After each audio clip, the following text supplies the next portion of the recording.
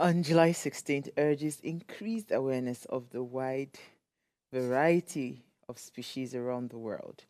With around 3,500 species, finding a snake that fascinates you or that that was unknown to you previously won't be difficult. Oh my God, see these eyes. It is it is an important day when it comes to increasing awareness about the different species of snakes all around the world. Now, snakes tend to have a negative connotation. A lot of people are scared, like Messi is right now in studio. They're scared of snakes, and of course, we can definitely understand the reason. The reason now, however, snakes are great creatures, and they are so important to the world that we live in. I don't know the importance, but hey. So there's this guy I follow on Instagram. I think he calls himself a human Tarzan or whatever. That guy. First of all, it is his fearless nature for me. He goes inside the water, picks up crocodiles, picks up snakes. He has them as pets. He has like it is just. In fact, it helps the snake to. When they're removing their skin, Messi is not looking at the screen. It's like Very traumatized. it's like you're gonna have a nightmare this night. I wish the camera can zoom in on Messi. Why are you scared? Why are you scared? But so hey, so the guy actually just plays around with snakes. So me, I think watching him over the years, I have kind of like gotten used to. But sometimes, because like literally, you see the snakes will bite him, you see his blood, everything. But the guy is in love with snakes. I don't know, but I don't know when I see people having certain kinds of creatures, let me call them creatures as pets. I'm sorry, I can't relate. Honestly, if you don't pass cats and dog, Cats. You and and cats. cats, me and cats. You're even calling cats. I love cats. If you don't pass cat and dog, forget it. Don't come inside. Maybe pigeon. We read pigeon in my house. Pigeon, cat and dog, parrot. But you see all these wild animals that some people are saying they are rearing lion, they are rearing Snake. tiger, snake. Even some species of there were reports that came out that some species of dogs, right, should not be reared at home anymore because if they find that those dogs become very wild, they've killed humans. So I don't know about snake, but hey, if you're a lover of snake, today is your day. Kiss your snake on our behalf. And don't touch me. Don't come close to me, please. But you've never like had a close. I have seen, growing up in Nigeria, definitely you would have to encounter snake at one point or the other. So either in the neighborhood, at the backyard, and all of that. It can be very scary. So I remember once upon a time, I used to follow my grandmother to the farm a lot. My grandmother liked to go to the farm, and every other time you had to spend time with her or your holiday, she would literally want to drag you to the farm. So I had a very horrible experience. I used to like to just, dodge and sneak around. So when I go to the farm with her, it's not that I can literally do anything, but maybe there are some things I would have done. So I don't want to be under the sun. I will just go and look for some shade. So I found this tree. I used to just go up that tree. The tree had so much leaves, and they were just so comforting, very green. When I'm on top of that tree, you feel the breeze and everything. And then one day, I saw the green snake. Under the green tree. Oh! That's their favorite habitat now. You didn't know that? No, it was too green. It was so green and beautiful. Yeah, that's why they are there. That's why the snake is there. And I used to be there. Like, I could literally be on that tree because, it's so comforting. I just stay there, and then it becomes very airy, But did the snake, attempt to harm you or something? I just... They don't... I hear green snakes are harmless. I couldn't be bothered. It's a snake.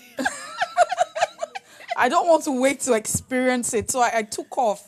That was the end of that tree. My relationship with that tree ended that day because of that snake. Aww. Yeah, so I beat it. I don't like snakes. They're very...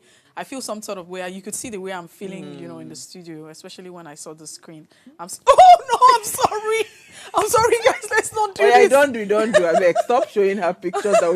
I don't want Messi not to come next week on the show. Let's move on. I can't. She will tell you that she was traumatized. But I think it's a real what's it called? It's a real horror for some people because again of their experiences and all of that. Yeah. But hey, I've never had. In fact, I don't envy people living in Australia. In fact, let's move on. Let's move Let's on. Let's move. move. We're so dwelling. Today is not that day. Let's move on. Maybe one day we'll bring a snake lover that will bring a python to the studio. You You, hang it on you, your you want neck me to to pass just out? no to overcome the fear. I don't need to overcome that fear. You There are have to some, overcome it. no, did I tell you that there are some fears you don't need to overcome? Let it be there. Okay, let's move on. What did you find for us in the news today? Uh, It was good to mention. Let me quickly mention that we saw reports that UAE has actually resumed visa issuance to Nigerians. I saw that report. I don't know how authentic Authentic. it is, but I mean it was from the federal government. So we'll see how it goes.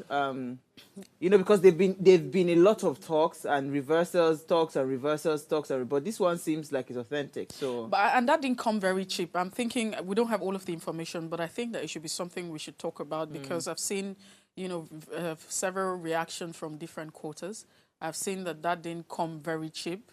People, it looks as though it's quite expensive compared to the other time, and there are several clauses that does not really speak well to the sovereignty and the integrity of our nation. But, fingers are literally crossed. To be very honest, I think that, it's so unfortunate that we live in a climate where our leaders don't literally pay attention to our environment. We just have people who don't care, who don't even have love. They don't really care about anything. They don't care about humanity because I feel like being a politician should just be beyond you occupying a public office and, enjoying all of the accolades or whatever that comes with that particular office. But, service should actually be, priority. If you look at the reason why, people literally get to travel, I'm not saying that even if Nigeria becomes a very, sophisticated, the world will be now sophisticated country, well developed and has all of the infrastructure, beautiful destination or tourist destination and sites. We do have all of these things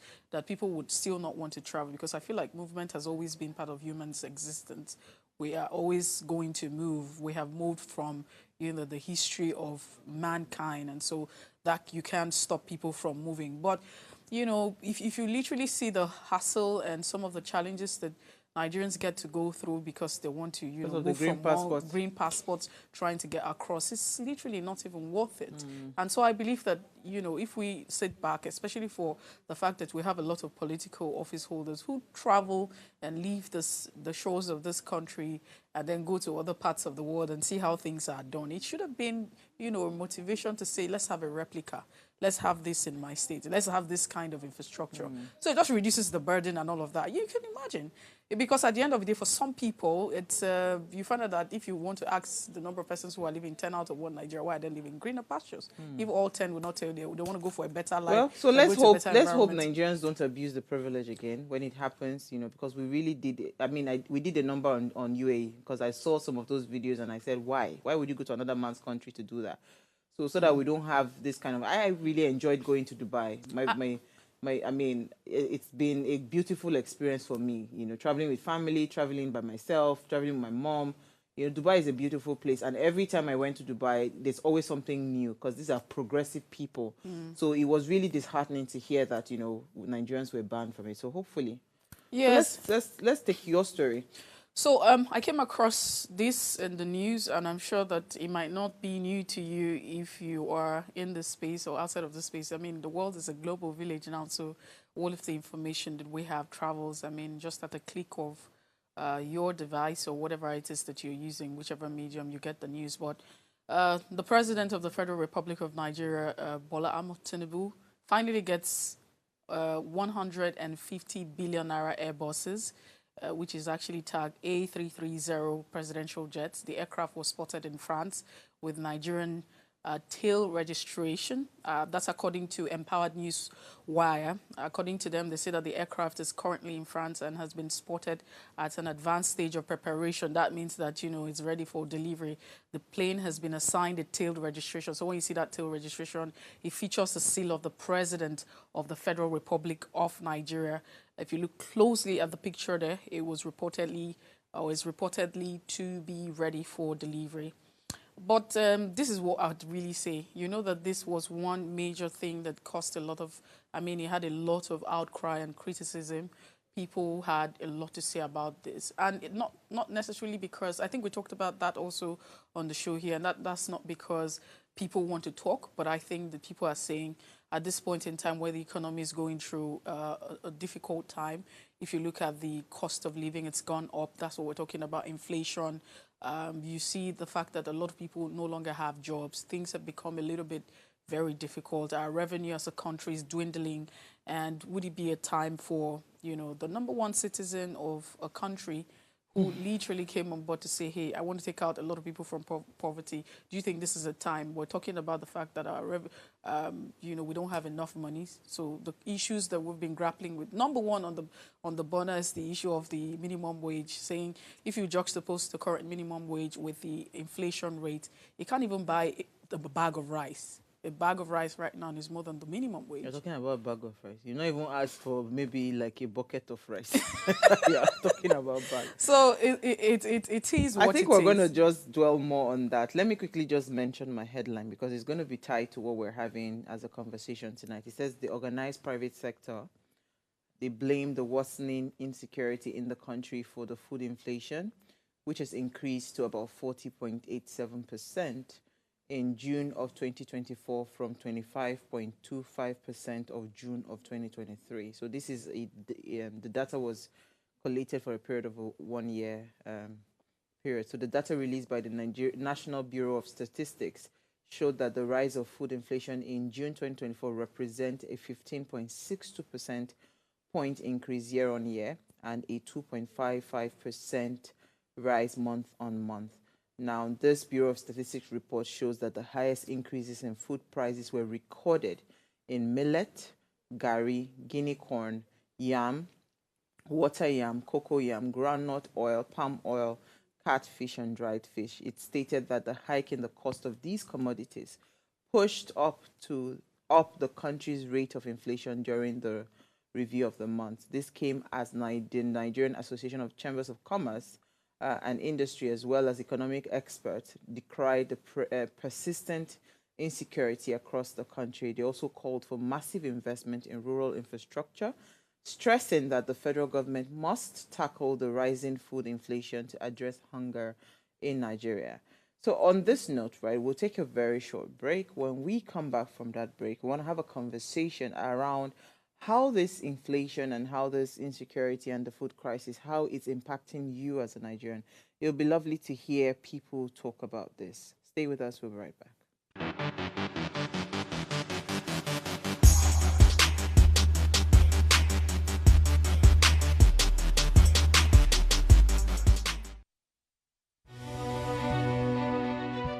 Nigeria, by extension, Africa, is faced with a lot of challenges. With the growing youth population and very little engagement. That is a ticking time bomb. We're blessed people with a diverse culture who have a lot to say. And yes, we are talking. It is important we drive conversations that informs, inspires, and influences thoughts and actions. If we say there is beauty in diversity, then let us embrace our diverse culture. We must continue to courageously be the voice of transformation.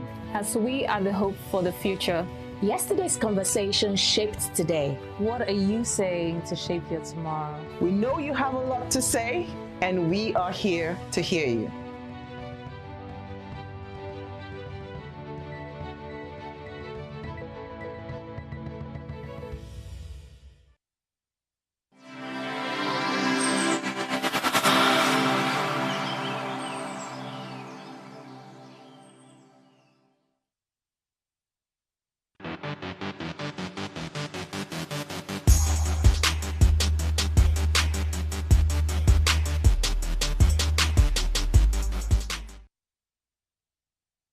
All right, thanks for staying with us. Now, Nigeria is grappling with severe food inflation, which has surged to a staggering 40.8% in recent months, drastically impacting the daily lives of millions. Now, the country's economy, already weakened by persistent instability and is further strained by this inflationary spike.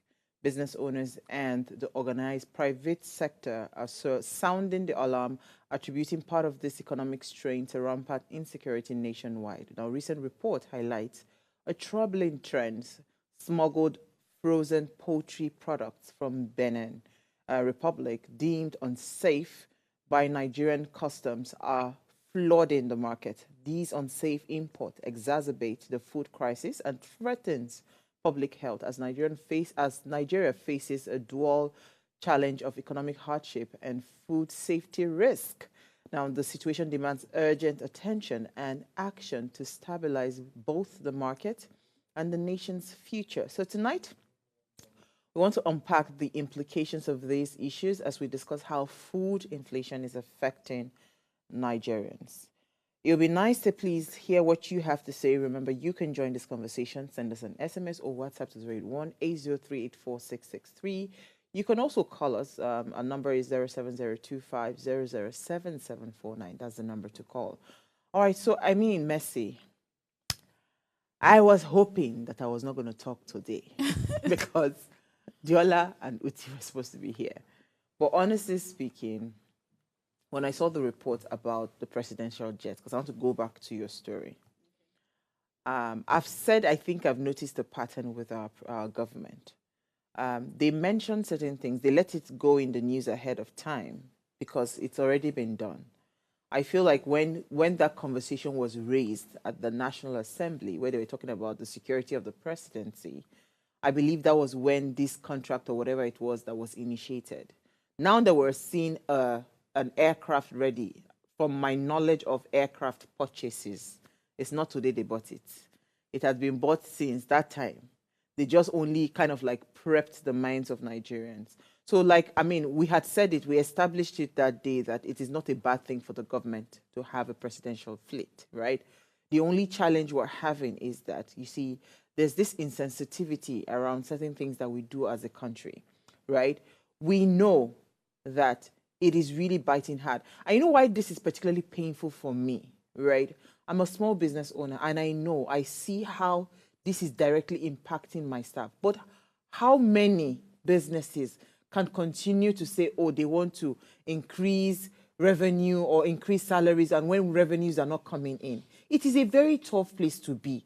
Like literally, right? We are the people that are closest to these guys, right? So for every time these slight inflations or whatever bites hard on the people, they go to their immediate, constituency. In this case, I am the immediate boss. Do you understand what I'm saying? So it is always one conversation around salary increment or one conversation around, oh, this is how this is affecting me and all of that. But you see, when it goes so far high up there, to presidency, I don't think they understand the plight of what Nigerians are truly facing. Do you understand? Because we have not said that it is not okay for you not to have a presidential fleet. But what we have said is that you guys have been fighting so hard, saying that minimum wage of 62,000 was even so hard for you to accommodate in your budget. And all of a sudden, it's like you're talking from two sides of your mouth. The same person saying that it is difficult for me to afford. How insensitive will it be that I say that I don't have financial wherewithal, and yet my staff see me every day probably going clubbing, doing that? That's exactly what the government is doing. You say you do not have money for 62,000 minimum wage, and yet you are constantly seen, right, making certain kinds of decisions and purchases that if any right-thinking person was looking, they'll say, you don't look like you don't have money. I'll let you come in, but let me just quickly drop this last point. I remember many years ago, the Esama of Benin Kingdom, what was his name? Igbinedio, when he was going to have, I think it was his 70th birthday or something, that they went to one hotel. I can't remember the name of the hotel in the UK. They shut down the entire hotel. When they invited the Queen of England to that hotel, the report that came out that period she said that if they have this kind of a wealthy man in Nigeria, do you understand? Why was the Obasanjo then asking for, loan, that they should cancel the debt?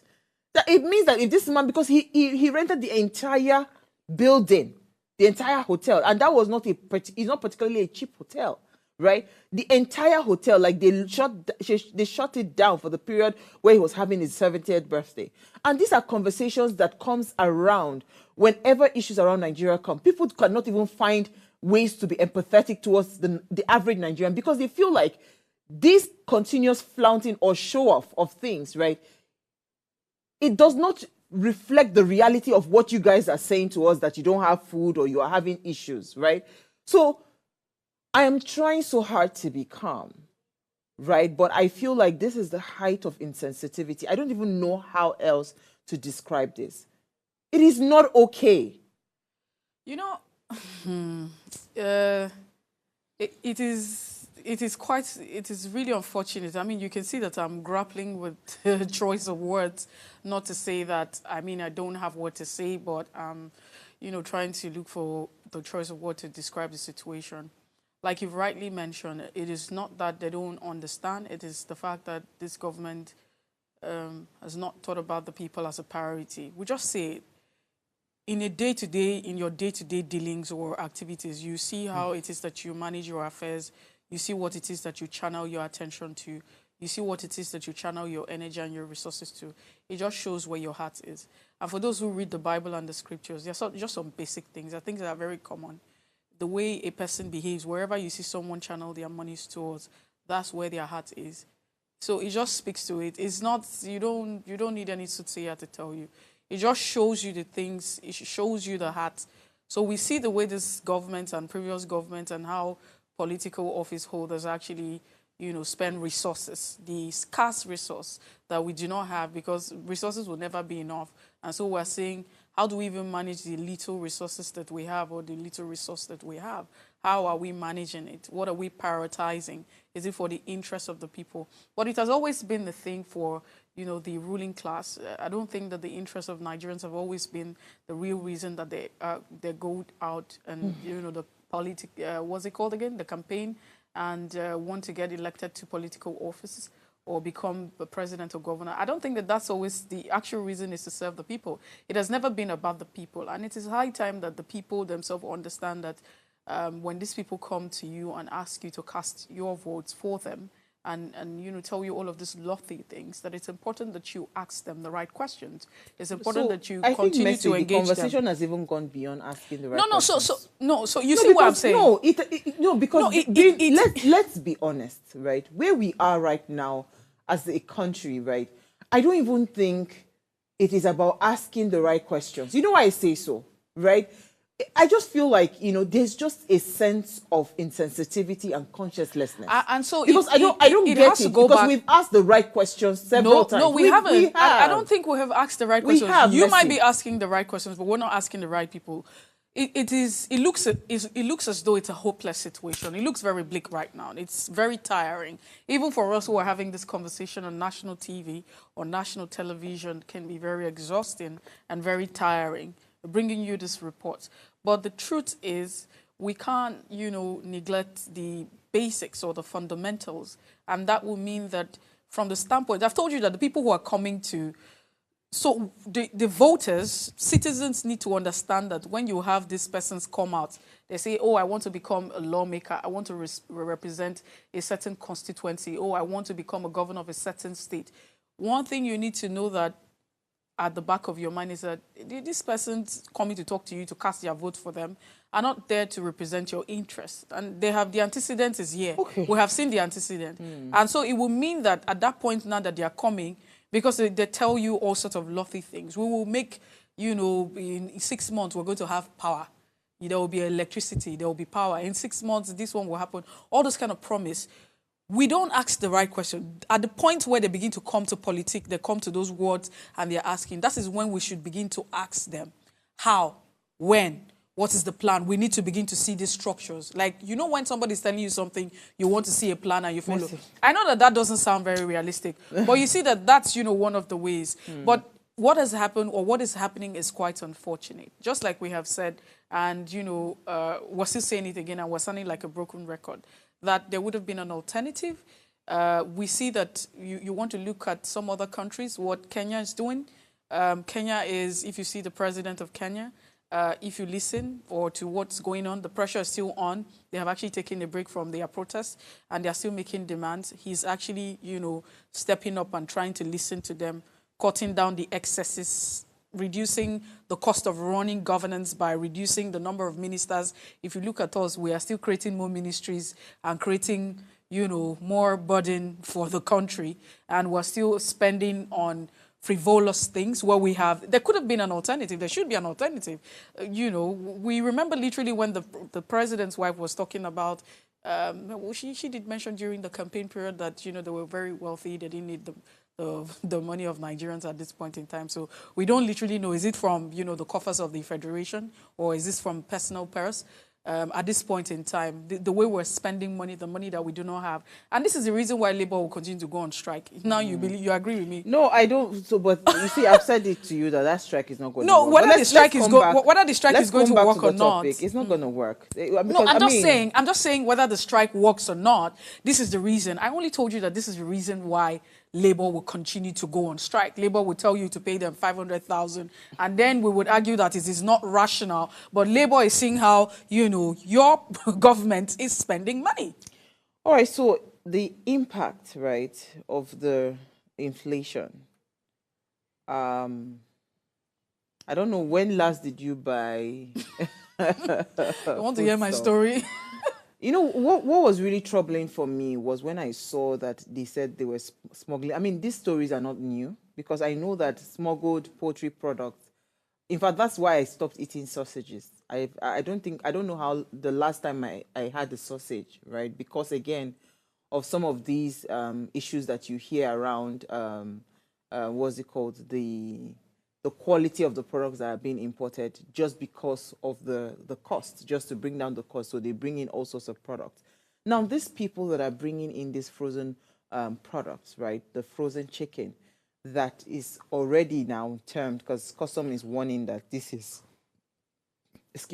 unsafe, right? These people that are bringing in these products,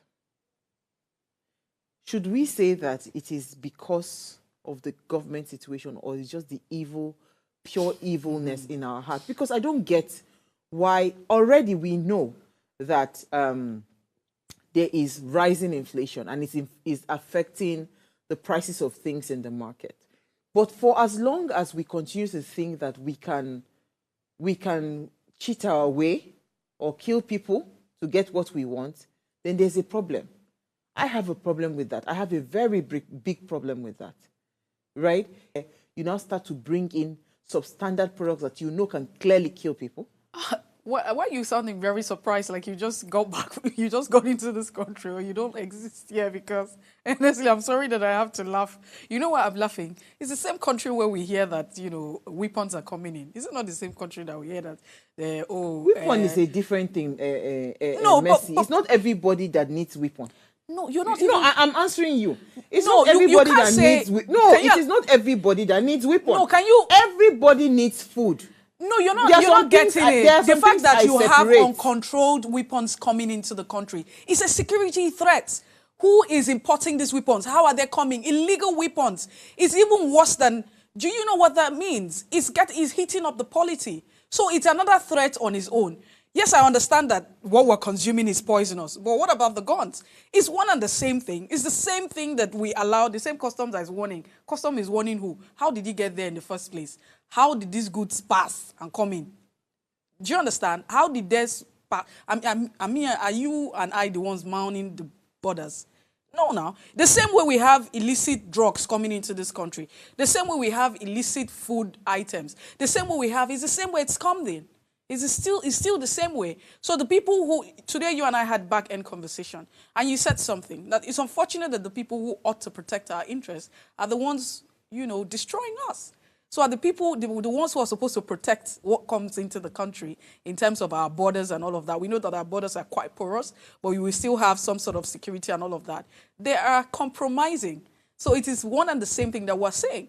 They are putting us in harm's way, whether it's food, whether it's drugs that comes in, contraband, substandard goods. Why does it come in the first place? How does it come in if people don't turn their backs? They don't care. And I remember growing up very young teenager, and I used to say that I think that the world's problem, the entire world's problem is love. I used to say that. And literally, that's what it is. But of course, we live in a society where they'll tell you that morality is not law. And that's what it is. It's quite unfortunate, but we can't take off the fact that it is government's responsibility to protect, lives and properties. But let's come back to the inflation. And you were literally asking, maybe when was the last time that I went to, buy food stuff and all of that. The implication of, the food inflation, we can see it now very, very high in the fact that if you look at staple food, the food that we eat often, rice, bread, gari, yam, plantain, it is no longer on the level that we know it. Now you find out that, a tuber of yam is selling for, I don't have the actual price No, now. someone called last week and said a tuber of yam is 8,000 naira. Yes. Now the plantain, fingers of plantain that you literally just buy, I remember way back. I used to you buy for 500 naira. Now. Even 500 naira was too expensive. much. No, plantain of 500 naira was even too expensive. That time she used to sell it for us 250 naira, 4 fingers, big ones. So. Now you are buying about 4 or 5 fingers for 5,000 naira. Now they chop plantain now. How go do, you don't want iron for your body? No, I know they chop You plantain. don't want iron. Hey, God of heaven. Let's take a break. When we come back from that break, let's try to find practical solutions to solve this problem. Stay with us. We'll be right back.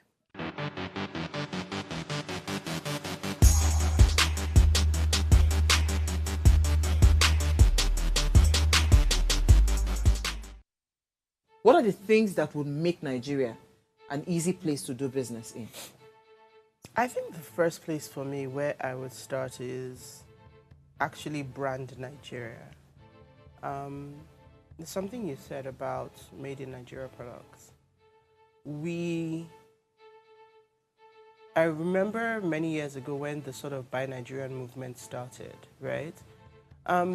It didn't happen overnight, but there was a conscientious effort, right, to get people to think Buy Nigeria. But I don't think it transcended beyond maybe the fashion industry, that sort of, it was only in certain sectors where Buy Nigerian actually, was able to take root. But today, you don't have confidence that you want to go and buy a Nigeria-made car. I remember at one point when the ride-hailing companies, I don't know which one of them, there was a whole flood of those innocent, small cars. Yes. You don't see any of them on the road anymore. So somebody asked the question around durability. We all know what our roads are like. We all know what drivers on the roads are like. And people ask themselves, what is the longevity of these vehicles, right? You see really, really old, foreign brands still on the road, still moving. But these particular sets of cars, at one point, you couldn't turn to your left, to your right without seeing them. They were white, so you couldn't miss them. Today, I can't remember the last time I saw one of those cars on the road. And these things stick in people's minds, right, when people see these things. So the concept for me of what is the Nigerian brand, because that alone is powerful enough in the mind of the consumer to start to say, I'm seeking out Nigerian brand.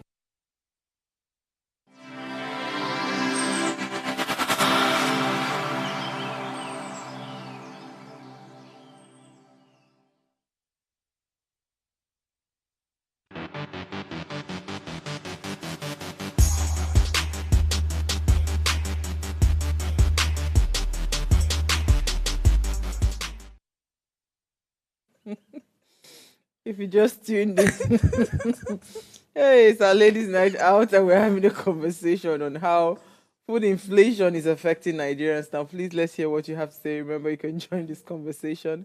Send us an SMS or WhatsApp to 081-803-84663. You can also call us. The number to call is 07025007749. That's the number to call. Remember to turn off the volume of whatever device it is you're watching when you do call. So I mean, Messi was just cracking me up. I was going to say to you that I mean, people have asked me, why don't you need a girl? I say, girl for where? And the economy was not this bad, right? Girl for where? Do you know that I saw the other day? I saw a video of a young man. I can't even believe. Like when I was buying SMA gold was 800 naira, I think 1,004 or something for the milk. Now I hear those things are like 24,000. And it's not like the child eats less. It's the same quantity the child will consume. Do you understand? Like milk, cereal, all of those things are so ridiculously expensive, right? So somebody will not tell me to come and born a child from where to where. You know, the people who are never born, I they pray for now. I pray that by the time you guys start to have children, the economy will be fair to you. Maybe God would have done something to our economy and it will, because I don't even understand how people are coping.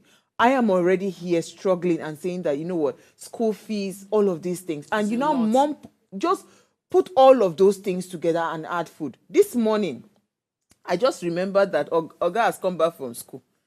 I have so I had tubers of yam that were going bad. What did I do? I peeled them. My what's it called? Help. She helped me peel the yam. She diced it into like the fries. Okay. And we froze them. Do you understand? Because I realized that, you know, I might be in the house. The yams will just be there. Before I'll go and throw them away because it will just be there. I won't eat it. So now, I now calculated, my son will soon come back. So instead of me throwing things away, food items, so what I did was I said, peel all of them so it doesn't go bad. Then chop them into like fries and freeze it. So this morning, I remember that, if I say I want to buy food, you understand?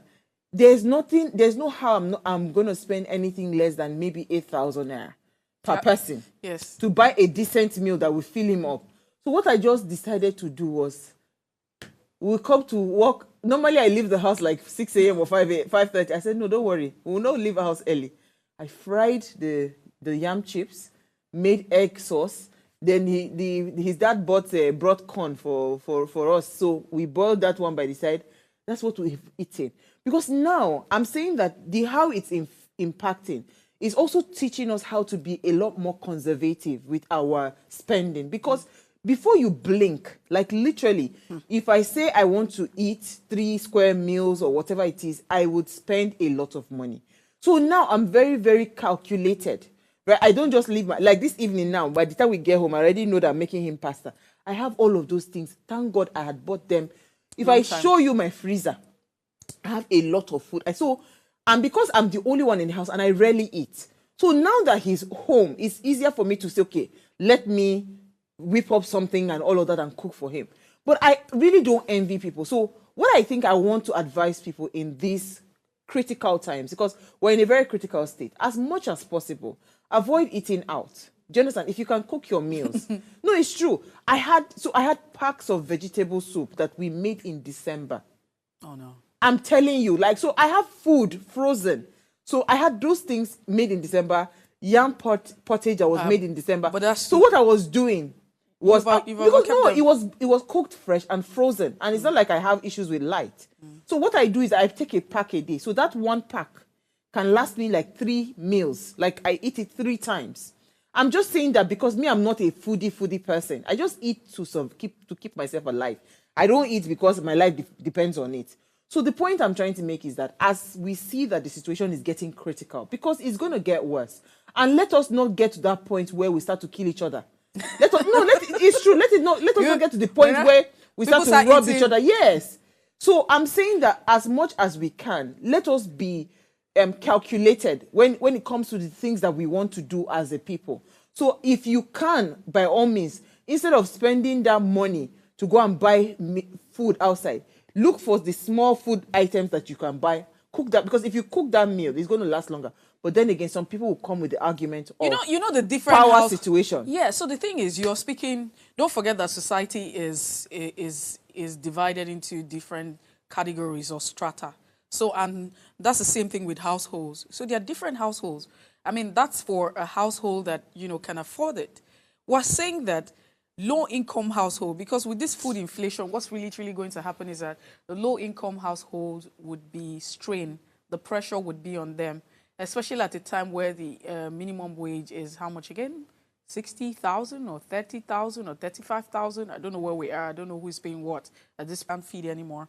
And the issue of nutrition, would come in. I mean, not feeding properly, that could also have health implications. But just like you have said, see what Marianne even said yesterday that some people are going to fast food, to eat to eat from, From their waste bin. That is so crazy. because in all of this, there are some people who, and we know the people, the elites, they don't understand all of these things. They don't know what it is. I'm not even sure that their kids or their relative, some of them understand what exactly this kind of conversation is. So it's, you have the poor of the poorest, you have the poor, you have, the strata, they are just there, and it's like that.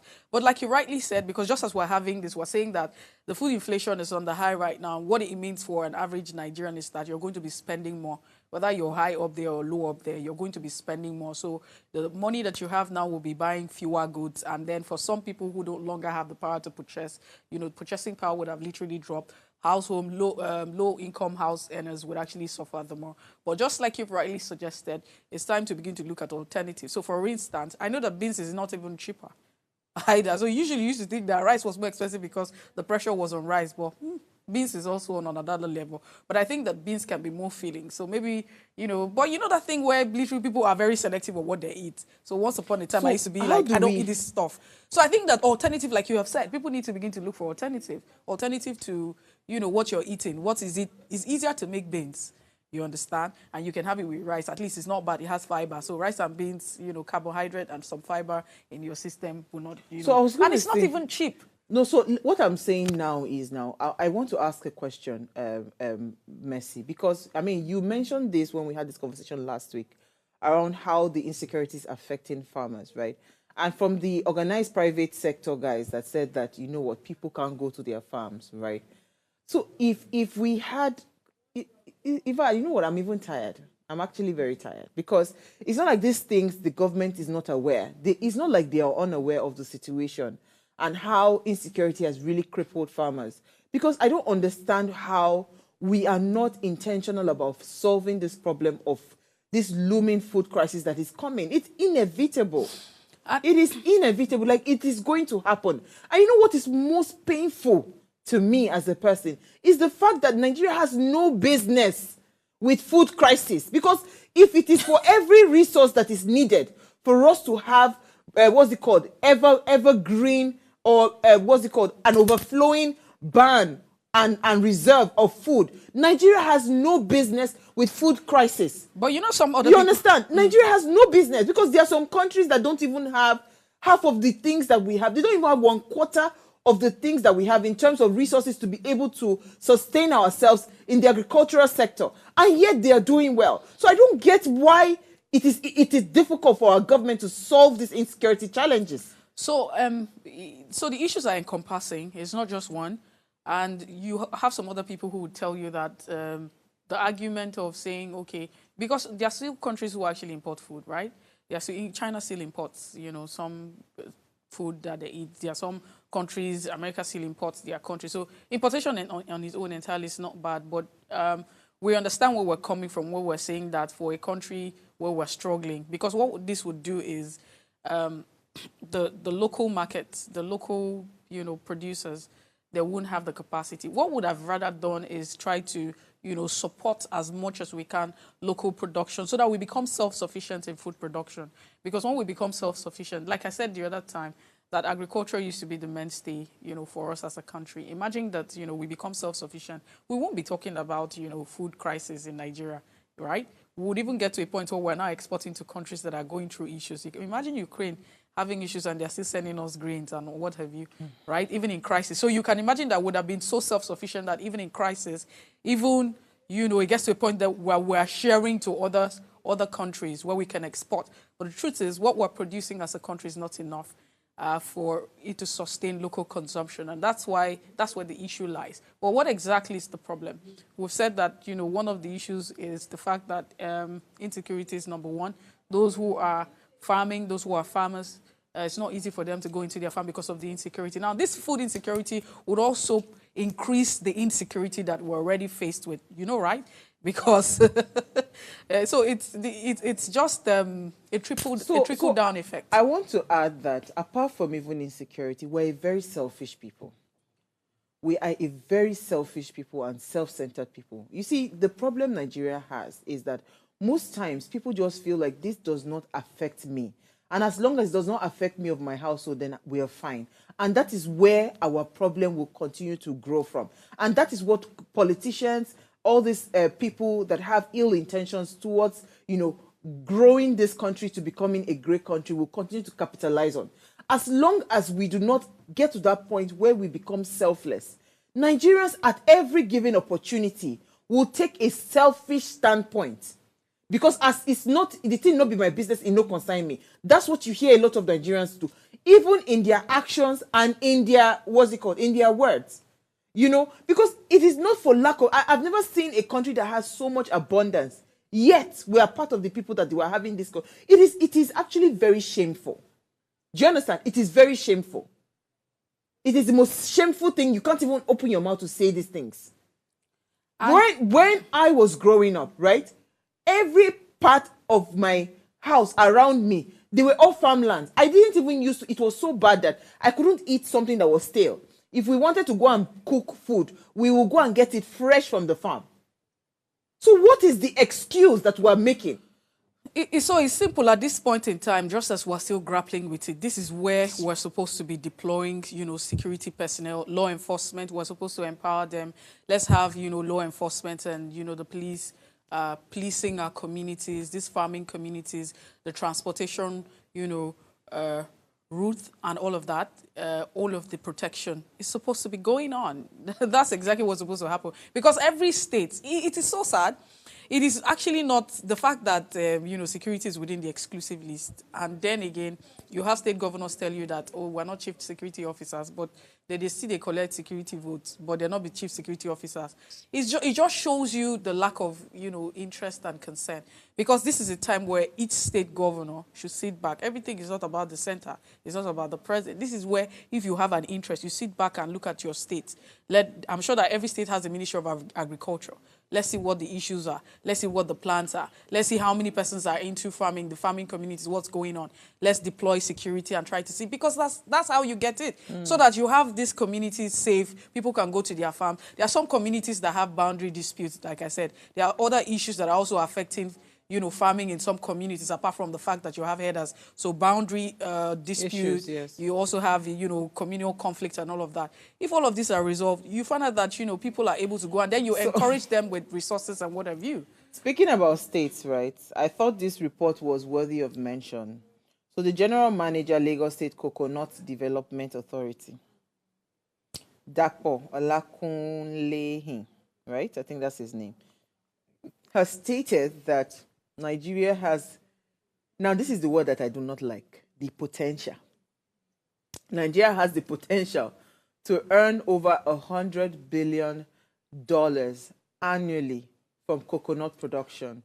Now, the general manager had stated this, you know, whilst he was having, I think, sidelines of the 2024-2025 Rotary Tree Planting Coastal Restoration Initiative that is aimed at planting 1,000 coconut seedlings in Lagos and Ogun State. Now, according to him, Nigeria is currently producing close to 300,000 metric tons of coconut per annum, representing about 10 billion worth of business transaction.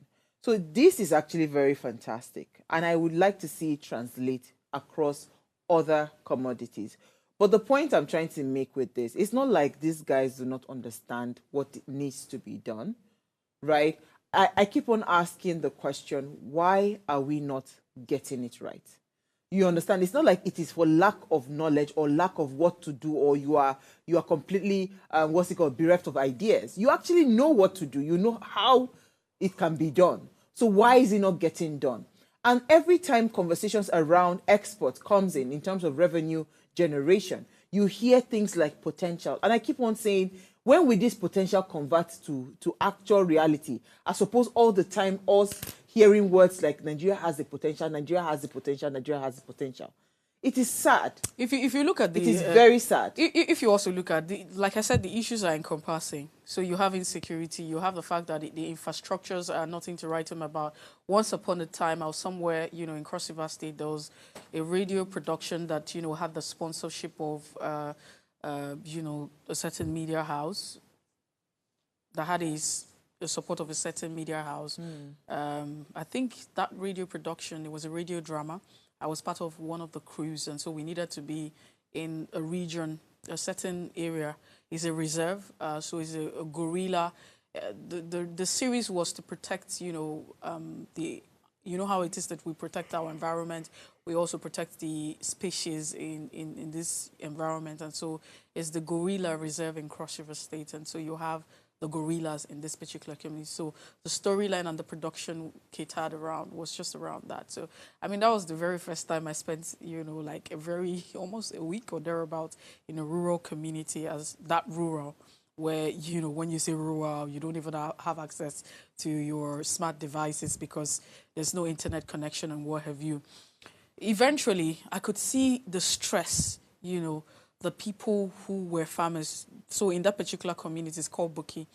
They don't have people who were, this plantain farmers, people who had plantain farm, had to travel very far from one community to another. And sometimes you wake up when you see them, because we're waking up, coming out, and just trying to be busy.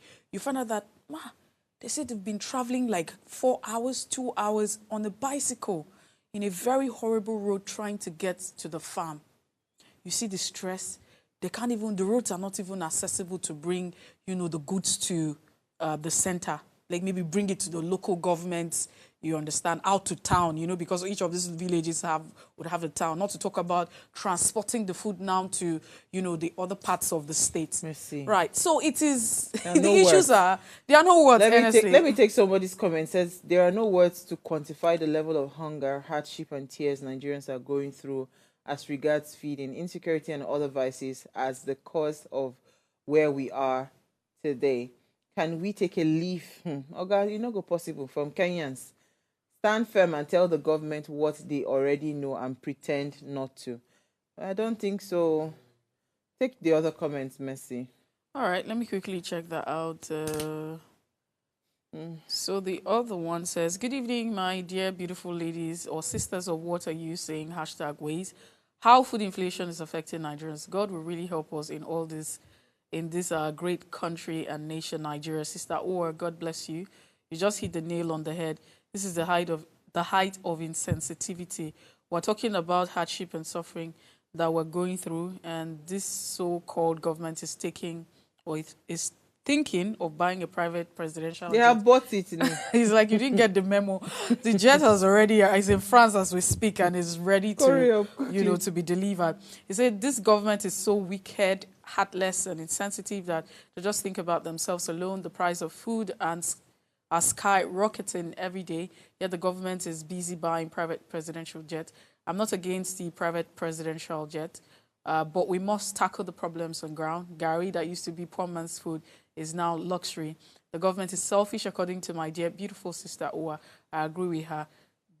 Our government is just there for themselves, and we are not we the masses.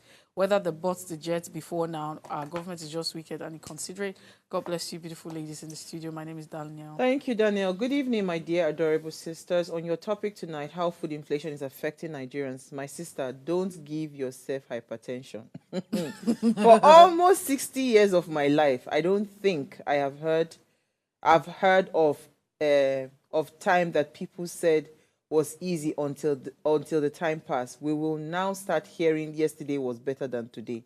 My sister, I live by what was thrown at me. For example, around April, when bread price starts to rise, we were expecting family for Salah. Trust me, I shunned the bread and went for yam because it was cheaper then, but in June,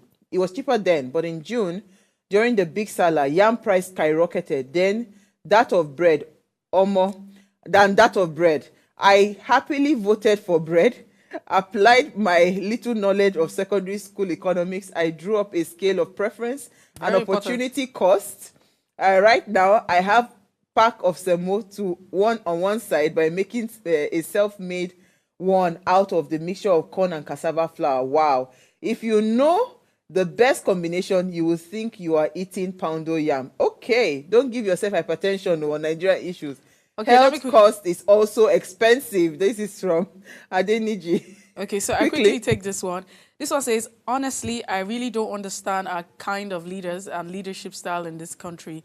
Imagine a bag of rice is now 90,000 naira and maize is about 80,000 naira far. Nobody's talking. BBC leadership, best before computer, Raphael from Zaria. Raphael, thank you so much for I don't sending put in my your hand thoughts on and my every head. other person. I see you guys tomorrow. Me, I I'm don't even talk again. tired. I'm tired. I'm I'm tired. Honestly, it's very depressing.